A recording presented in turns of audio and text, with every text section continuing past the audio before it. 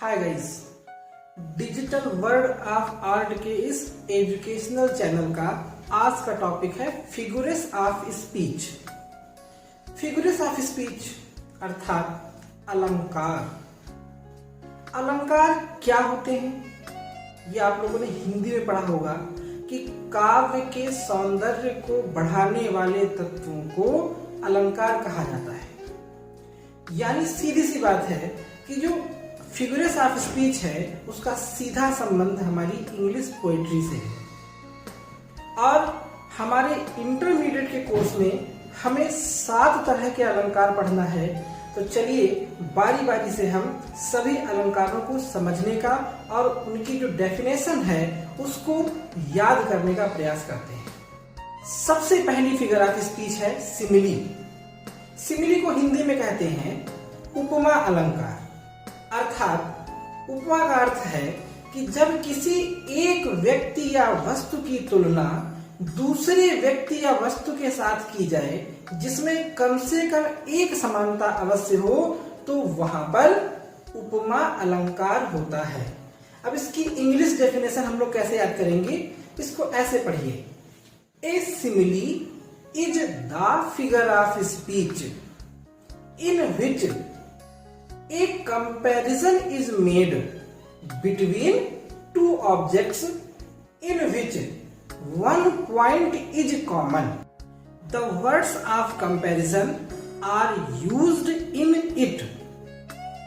अब ये words of comparison क्या है?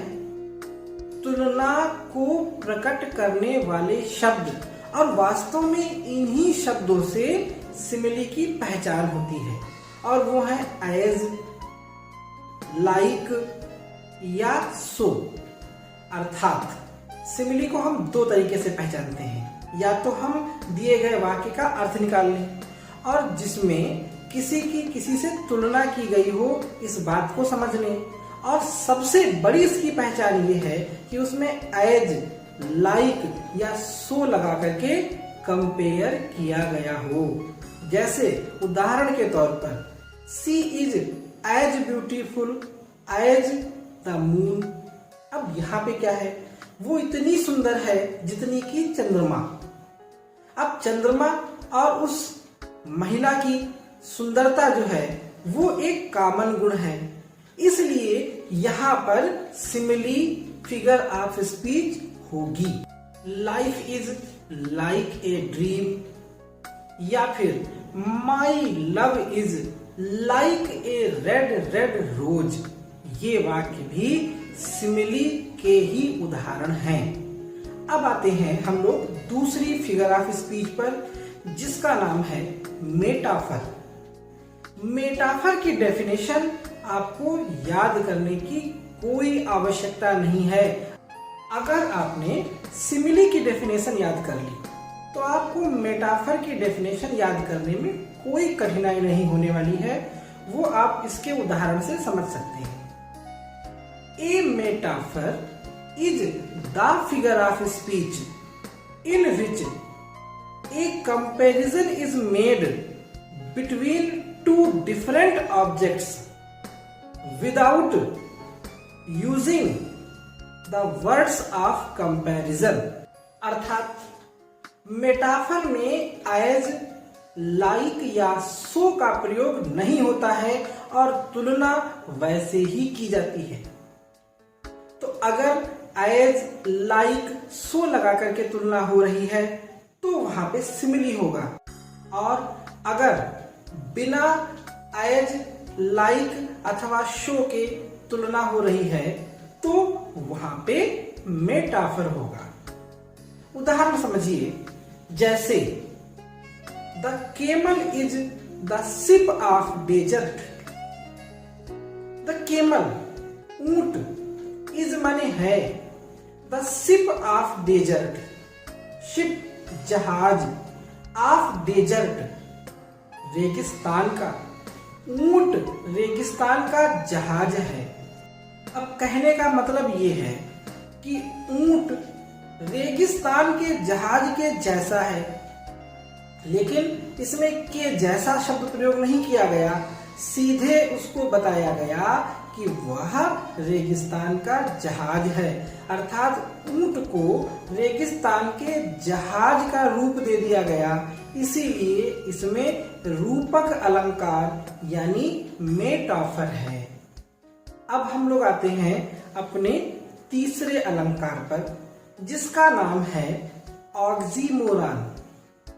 ऑक्सीमोरॉन का मतलब होता है विरोधाभास, यानी अगर एक वाक्य के अंदर दो शब्द ऐसे हों जिनका अर्थ एक दूसरे का उल्टा होता है, या फिर एक वाक्य में दो ऐसी बातें कही जाएं जो एक दूसरे की आपसी विरोधी होती हैं, उल्टी होती हैं, तो उस वाक्य में ऑक्सीमोरॉन फिगर ऑफ स्पीच होगी। इसकी डेफिनेशन क्या है? An oxymoron is the figure of speech in which two opposite words are put together. यहां पर दो विरोधी शब्द एक साथ रखे जाते हैं, इसलिए वो क्या है? ऑक्सीमोरॉन है। इसके उदाहरण हैं love is a bitter sweet. Bitter माने होता है कड़वा, स्वीट माने क्या होता है? मीठा। कड़वा मीठा, यानी प्रेम एक कड़वी मिठाई है। अब इसमें क्या है? दो ऐसे शब्द हैं जिनके अर्थ आपसी विरोधी हैं, इसलिए इस वाक्य में ऑक्सीमोरॉन अलंकार होगा। एक उदाहरण और, this is an open secret. This माने यह, इज माने है, एन माने एक, ओपन माने खुला हुआ, सीक्रेट माने रहस्य।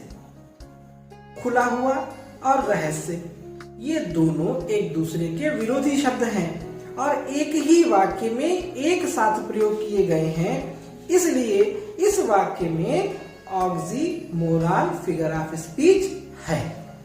हमारी चौथी फिगर ऑफ स्पीच है personification.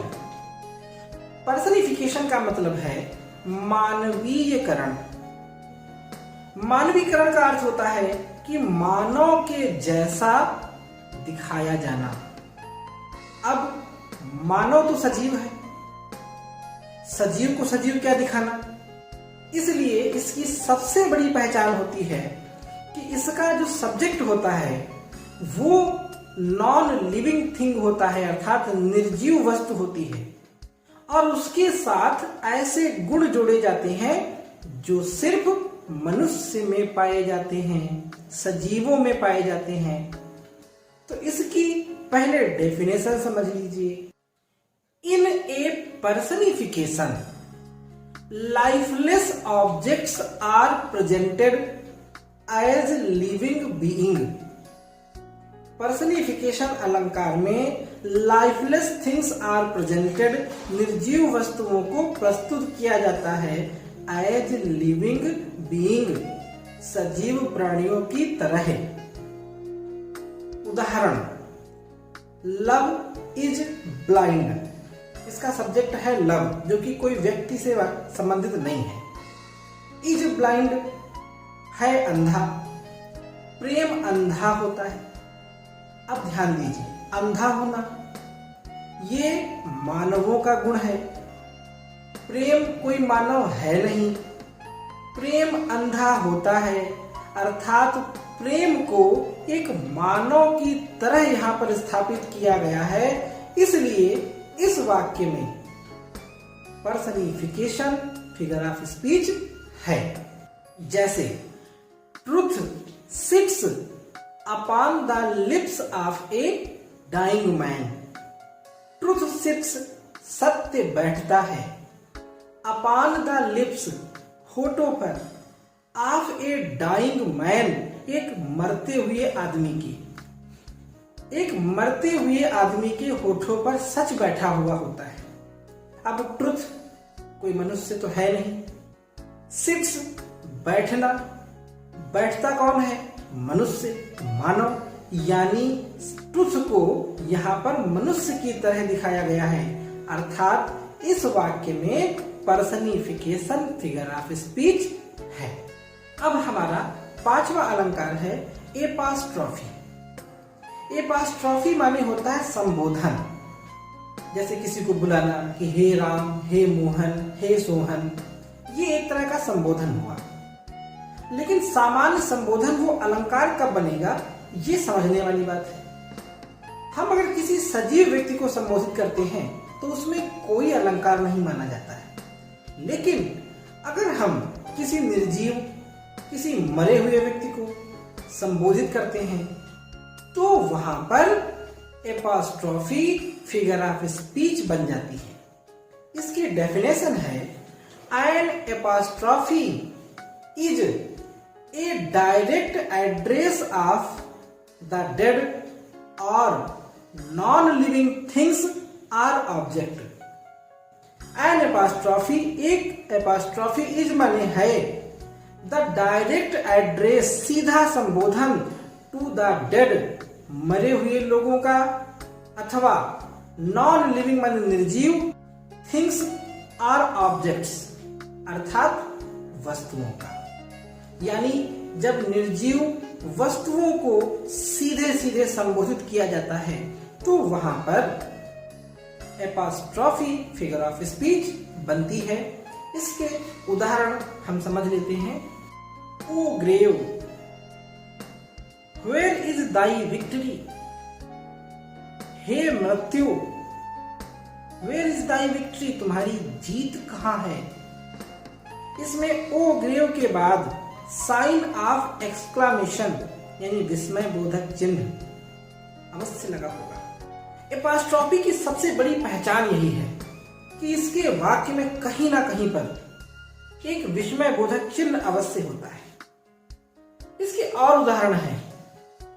O death, where is thy sting, हे मृत्यु, वेयर इज दाई स्टिंग, तुम्हारा डंक कहां है।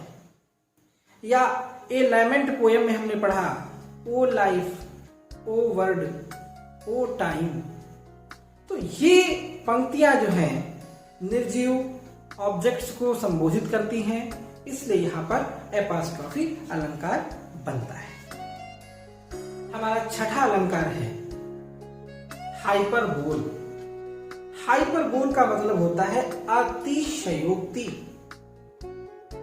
अतिशयोक्ति का मतलब होता है कि जिसमें अतिशय हो जाए, मतलब जो बात इतनी बढ़ा चढ़ा करके कह दी जाए जिसका होना असंभव जैसा लगे, तो वहां पर हम कहते हैं हाइपरबोल फिगर ऑफ स्पीच। इसको एग्जाम्पल से हम समझते हैं। She wept the ocean of tears, she wept वो रोई, द ओशियन माने समुद्र भर का, ऑफ टीयर्स माने आंसुओं के, अर्थात वो इतना रोई कि आंसुओं का समुद्र बन गया। अब ये तो संभव नहीं है कि कोई इतना रो डाले कि आंसुओं का समुद्र तैयार हो जाए, इसलिए इस वाक्य में हाइपरबोल अलंकार हुआ। दूसरा उदाहरण, reverse of blood flowed in the battle. Reverse माने नदियां, ऑफ ब्लड माने खून की, फ्लोड माने बह गई, इन द बैटल युद्ध के मैदान में। अर्थ क्या कहता है कि खून की नदियां बह गई युद्ध के मैदान में। ठीक है, युद्ध होता है, खून बहता है, लेकिन इतना नहीं बहता है कि नदियां बहने लगी उसी खून से। तो इसलिए लॉजिकल रूप से देखा जाए तो ये बात इम्पॉसिबल है, इसलिए यहां पर हाइपरबोल अलंकार होगा। अब हमारे कोर्स का सातवां और आखिरी अलंकार ओनोमैटोपोइया। ओनोमैटोपोइया का मतलब है ध्वनि सूचक अलंकार। इसकी डेफिनेशन समझ लेते हैं पहले। In an onomatopoeia the sound suggests its meaning. एक ओनोमोटोपोइया अलंकार में साउंड मतलब ध्वनि, सजेस्ट्स माने सुझाती है, समझाती है, इट्स मीनिंग अपने खुद के अर्थ को, अर्थात ओनोमैटोपोइया में कोई एक शब्द होता है ध्वनि का जो अपने अर्थ को समझा रहा होता है। जैसे द कैट म्यूज, बिल्ली म्याऊ म्याऊ करती है। I heard the water lapping on the crag. I माने मैंने, हर्ड माने सुना, द वाटर लैपिंग पानी की छपछपाहट को, ऑन द क्रैग पथरीली चट्टानों पर, मैंने पथरीली चट्टानों पर पानी की छपछपाहट को सुना। यहाँ पर पानी की छपछपाहट यानी इस वाक्य में एक ध्वनि को प्रमुखता दी गई है। तो जिस वाक्य में ध्वनि को प्रमुखता दी जाए वहां पर ओनोमैटोपोइया अलंकार होगा। आप लोग अच्छे से न सिर्फ इन सभी सातों अलंकारों की परिभाषाओं को याद करने बल्कि उनको कैसे पहचानना है ये भी समझ लें।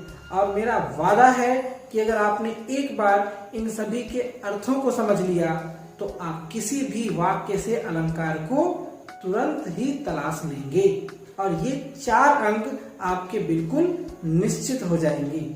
अलंकारों का निर्धारण करते समय एक चीज विशेष रूप से ध्यान रखने वाली होती है कि एज, लाइक या सो सिमिली की विशेषता होते हैं, लेकिन हमको ये ध्यान रखना होगा कि अगर उसमें तुलना के अतिरिक्त कोई दूसरे अलंकार की झलक दिखाई देती है तो हम सिमिली को प्राथमिकता न दे करके उस दूसरे अलंकार को वहां पर चिन्हित करेंगे, डिसाइड करेंगे।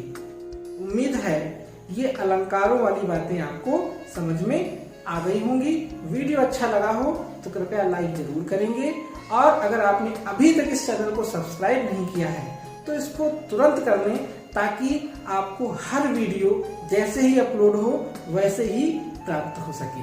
Thank you.